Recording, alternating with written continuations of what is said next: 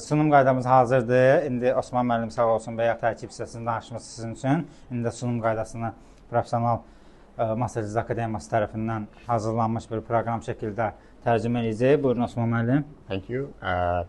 In our classes, our students get hands on experience preparing of dishes, Azerbaijani, European, and international cuisines.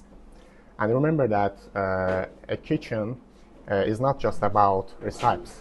It's about mastering and right techniques. Thank you, teacher. Təşəkkür edirik, çox sağ olun. Burada biz Selin Güneş adlı Türk tələbəmiz var. Selin, sən də kendi dilində, Türk dilində bir tərcümə yapar mısın bizim için? Ben de şöyle göstereceğim sana, tamam. Tamam, heyecan yok. Yemeğimizin adı beef stroganoff. Tərkibinə getdi nə? Tərkibini say. Hangi? Bunun. Mantar koyduk, dana eti, Aha. turşu, Aha. krema, Sonra bir de biraz süt ekledik. süt, soğan. Soğan. Tamam. Buna neye kattık? Pastaya. Su, tuz. Su, tuz, maydanoz. Maydanoz. Tamam. Bunu nasıl yaptık? Bunu.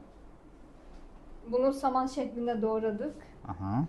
Üstüne yaptığımız mantardan ekledik. Aha. Bir de domatesi birkaç dakika kızartıp yağda Kavurduk. Sunum yaptık. Tamam, teşekkür ederim. Özünüzü alqışlayabilirsiniz uşaqlar.